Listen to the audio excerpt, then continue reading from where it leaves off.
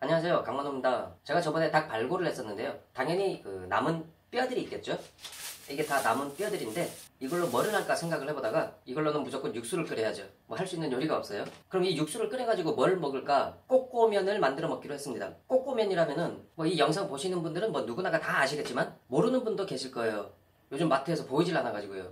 판매하기는 하는 것 같은데 뭐 굉장히 소량만 생산을 하는 것 같더라고요. 이게 2011년도였나? 남자의 자격이라는 프로그램에서 이경규 씨가 개발한 라면이기도 하죠. 그 당시에 이경규 씨가 굉장히 진지한 자세로 요리에 임하면서 심사위원들에게 굉장히 좋은 평가를 받았고 쟁쟁한 경쟁자들이 다 물리치고 꼬꼬면이 상품화돼서 엄청난 매출을 올렸던 전설의 라면이라고도 표현할 수 있을 것 같습니다. 조금은 잊혀졌지만 만들어 보도록 하겠습니다. 뭐 만드는 방법은 많이 다를 거예요. 그 당시에 이경규 씨는 무슨 닭 스프를 이용해서 국물을 만들었다고 했는데 그게 그 당시만 해도 좀 생소했던 그 치킨 스톡이었던 것 같아요. 지금은 뭐 치킨 스톡이라고 하면은 뭐 누구나가 다 알지만 치킨 스톡을 이용한다면 좀 더 편하게 만들 수가 있는데 저는 뭐 그냥 이게 공짜로 나왔으니까 집에 치킨 스톡이 있지도 않고요. 그거 살 돈도 없고요. 그래서 닭 육수를 우려내가지고 만들어 보겠습니다. 당연히 면도 라면사리 하나에 300원. 보통 닭 육수가 됐든 소 사골이 됐든 돼지 사골이 됐든 첫물은 끓여서 버려요. 왜냐면은 불순물들 지저분한 것들이 많기 때문에 살짝 삶아서 그냥 버립니다. 근데 저는 그냥 한 번만 삶을 거예요. 귀찮은 것도 있지만 지금 날씨가 너무 더워요. 이걸 2번씩이나 끓였다가는 기절할 것 같습니다. 대신에 깨끗하게 씻어주시면 돼요. 배 안쪽으로 좀 지저분한 것들이 많아요. 막 손으로 이거 긁어내보면은 내장 찌꺼기들도 뭐 나오고 열심히 잘 씻어주시면 됩니다. 그리고 뭐 그렇게 시간이 오래 걸리지도 않아요. 그럼 몸통. 이거는 손목에 해당되는 잘라서 버리는 부분이죠. 하지만 이게 또 국물이 잘 우러나요. 그래서 이것도 집어넣습니다. 안 버리고. 닭다리나 날개 있는 봉이죠. 집어넣습니다. 다리 당연히 집어넣고요. 이거는 허벅지 같아요.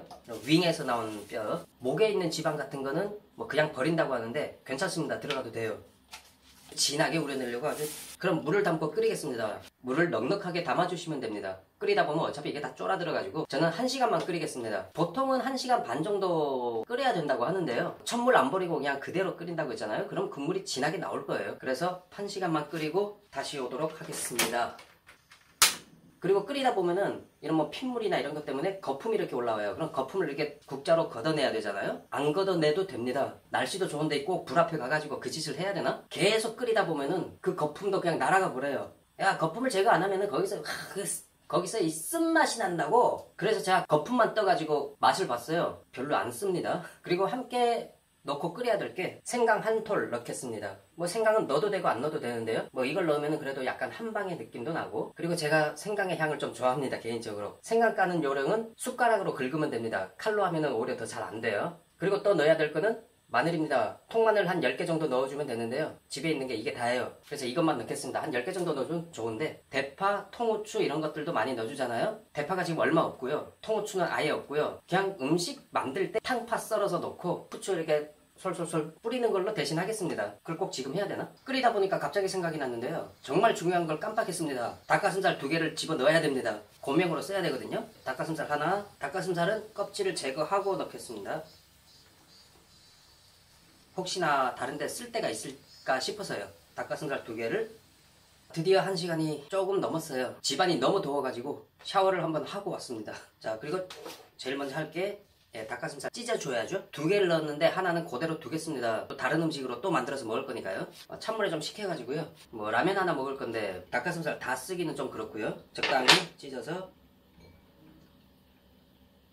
뭐 고명으로 쓸 닭가슴살이니까요. 적당히만 쭉 찢어서 하나만 먹어볼까? 이게 파로닭이라서요. 우리가 알고 있는 시중에서 판매하는 닭 정육 코너에서 판매하는 그 닭가슴살하고는 조금 다릅니다. 훨씬 부드러워요. 절반만 써도 되겠다. 찢으니까 양이 많이 나오네요. 그럼 절반만 쓰고 이거는 다시 퐁당. 다음에 다시 끓여서 쓸 겁니다. 음식에 들어갈 재료는 준비가 됐고요. 지금부터 이제 라면을 끓이면 됩니다. 순수하게 닭 육수 가지고 라면을 끓일 건 아니고요. 물하고 반반 이렇게 섞을 겁니다. 저비용 고효율. 이 육수는 250g 정도 넣어주고 나머지는 물로 채우겠습니다. 그렇게 500ml를 맞추겠습니다.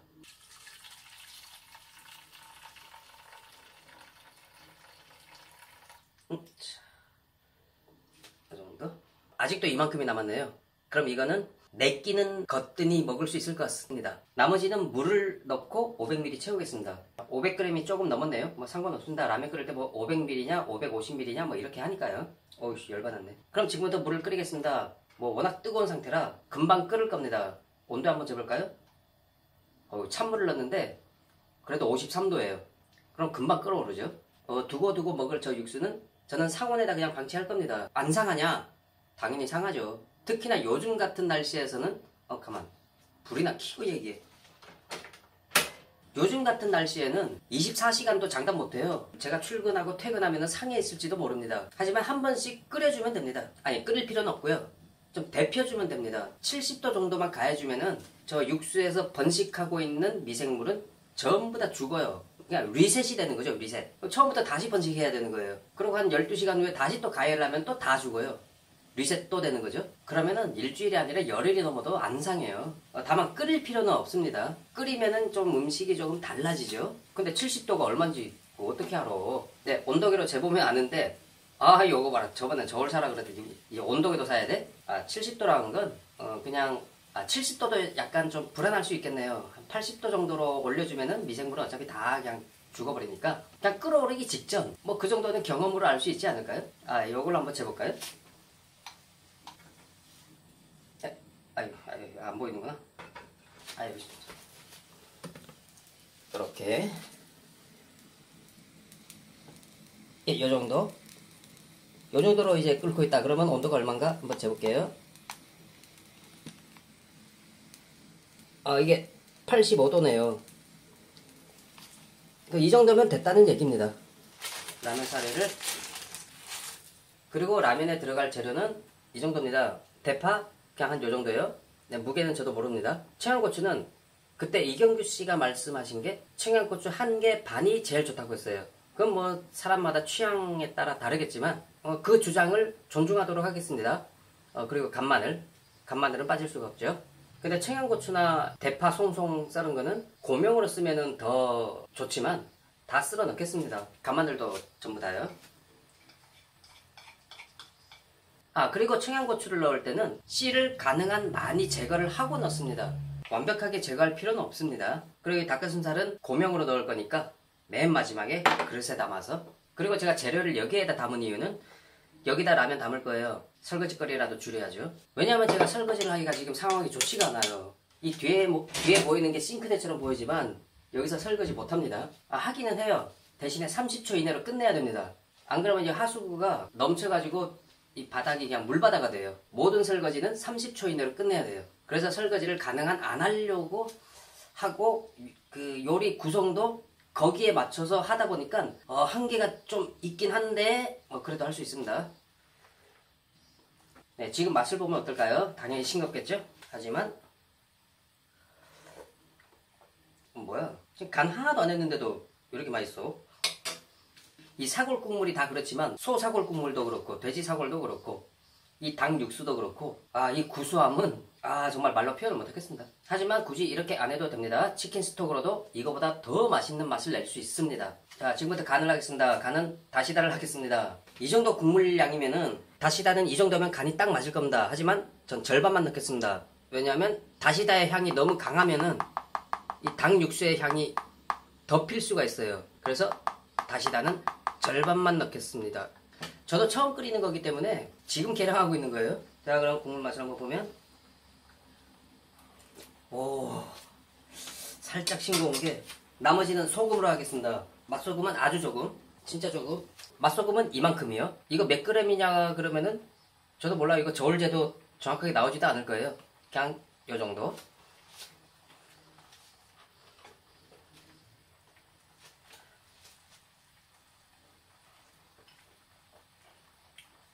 조금 더 넣겠습니다. 아까도 이만큼이었는데 만약에 짜다 그러면은 물을 조금 더 넣겠습니다.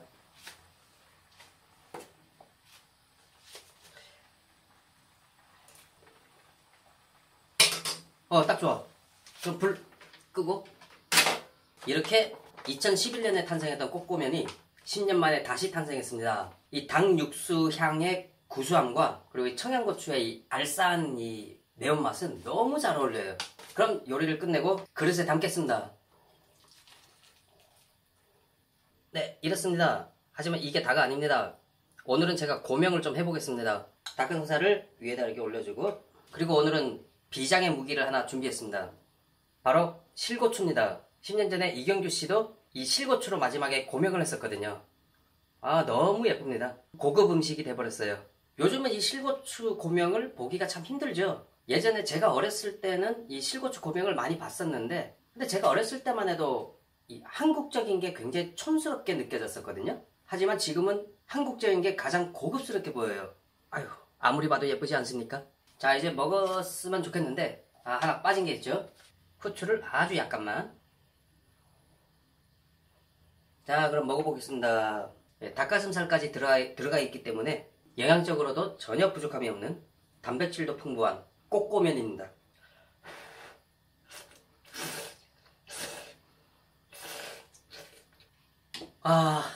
그때 심사위원들이 왜 감탄을 했는지 이해가 가요. 이 하얀 국물 라면의 센세이션을 일으켰던 이 꼬꼬면이 왜 이렇게 인기가 있었는지.